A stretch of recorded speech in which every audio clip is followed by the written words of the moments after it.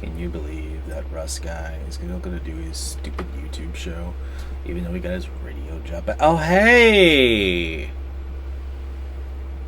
A play about something that never happened. Hey, everybody. Yeah, I know I'm back on the radio, but I'm still going to do this. Because why not? It's good practice for... Anyway, it's Spot Friday, Saturday, Monday, Tuesday, because we don't do Sunday anymore. We do Cassette Story on Sundays now, so that's a thing. And we have 98 new songs. I'm actually recording these Friday night, mere 20 minutes after they've been posted, or so. That's at least what I'm going to start. It'll be like an hour of me doing this. So, you'll just see in little bite-sized nuggets. Tasty. So let's get to the beginnings of the new Music Friday playlist with Pop Smoke and 50 Cent and Roddy Ricch with The Woo. I wonder if this is about the Wu-Tang Clan.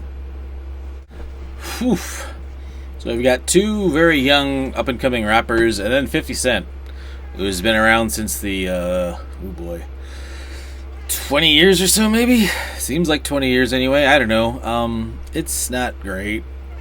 I don't know. And that's no fault of, 50 Cent showing up, because he can still do his thing. It's just, I don't know.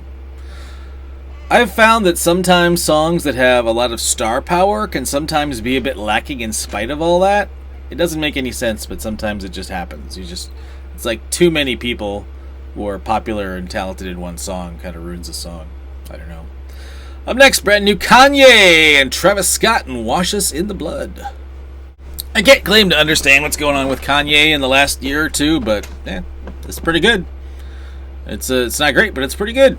So yeah, I enjoy. If there's a new Kanye album on the way, I will gladly listen to it. Up next, Dolla with FKA Twigs and Skrillex and Ego Death. And this is surprisingly good. I mentioned before with Pop Smoke, 50 Cent, and Roddy Ricch, like too many famous people can sometimes be too much for a song. This one seems to find a nice balance. Also, FKA Twigs belts it out. She doesn't do that a lot on her own stuff. Her music's very subtle and subdued and artsy, but on here she's just going for it, which is kind of refreshing. So yeah, I like it. It's good. Up next, If This Is the Last Time by LANY. And it's in all caps, and I don't know why. It's okay. It's very inoffensive, male pop, AC type music. It's fine. It's just fine. Up next, Ellie Goulding Lauv and a Slow Grenade. I don't think that's a thing. It's okay. It's fine. The last couple weeks, Spot Friday just came out just swinging haymakers, and this week they're just kind of come out and like slap fighting. So yeah, not impressed by your efforts so far, Spotify. Hopefully a Boogie Wit Da Hoodie and Lil Uzi Vert can help out with Flood My Wrist. Lil Uzi Vert is wasted on this track. I mean, he's fine on it, but the song is very mediocre. Anyway, how about some Gus Dapperton and Posthumous? This is it's very okay. It's called Posthumous. I was expecting... I don't know what I was expecting. What I got was very... It's just very... It did remind me, though, of Scott Dickers. Remember that guy, Onion? He does a lot of ads on Facebook for his comedy workshops, which I'm really strongly thinking about taking.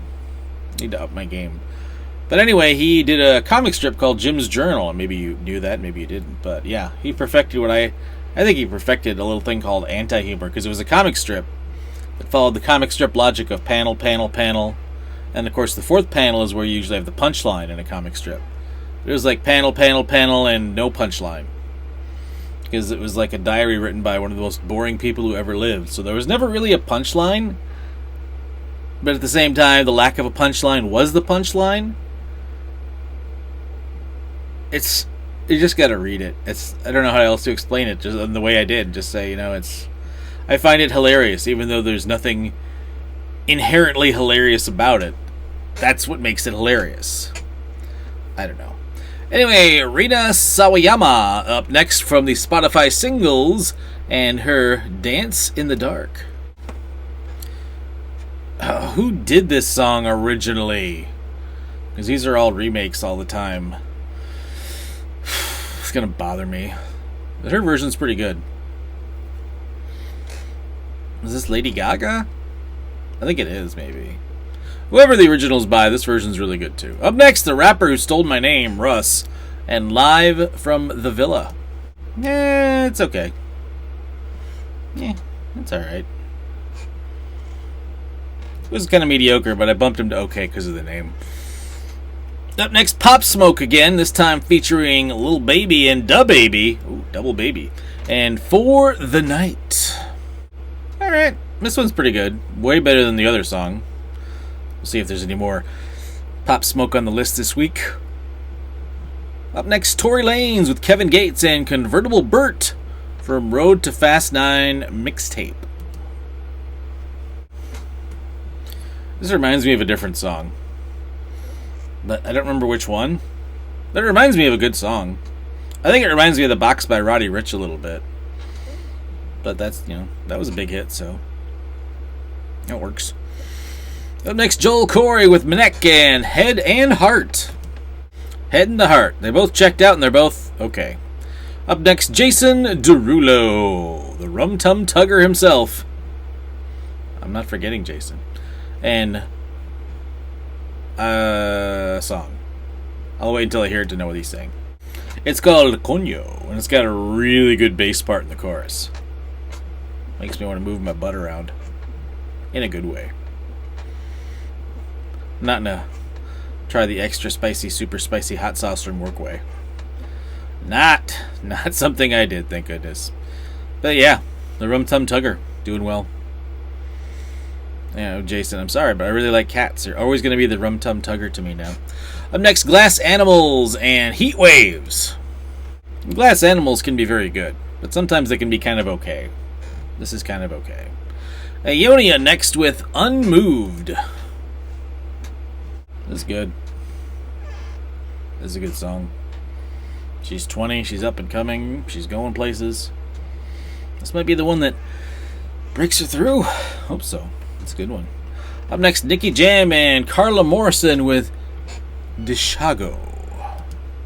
I don't know what they're saying. It's in Spanish. I'll just be honest. I have no idea. But it's good. I like the music.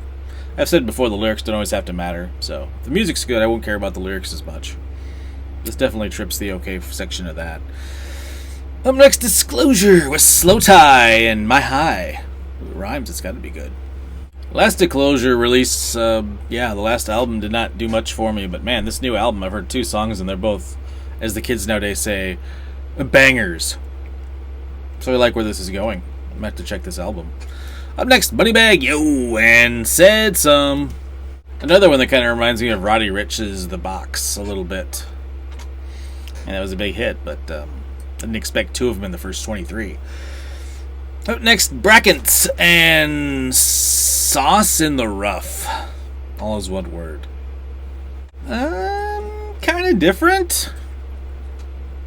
It's hip-hop, but it's got some interesting sound effects to handle the music, so it's interesting, it's different, I like it. Up next, Rema! Not McIntyre, but it is called Woman. Needs more Reba McIntyre. Up next, GASHI with Pink Sweats and Joma and Upset. This has got kind of almost like a video game chiptune kind of beginning to it. Then it slows down a little bit, but it picks up eventually again. Kind of an 80s vibe. You go in the good file. Up next, AJ Tracey with Mabel and West 10. It's okay. I know of a store called West 10 Furniture, so sorry, your song makes me think of furniture. Let's close out today with Yooooooo Gotti and Recession Proof. It's fine. I don't know. A lot of okay on the list to start with. More okay than anything else. Followed by good and then mediocre, coming in with 4 out of 23. That's not a good way to start Spotify. But, I don't know. Maybe they heard what I was saying about them front-loading their playlist, and now they're going to backload it. Yeah, probably not. It's also the 4th of July weekend, so maybe there's not a lot of hot, new, fresh songs coming out. This is kind of the, oh, he's got to get these out to put a song out sort of songs. Who knows? Ask me tomorrow.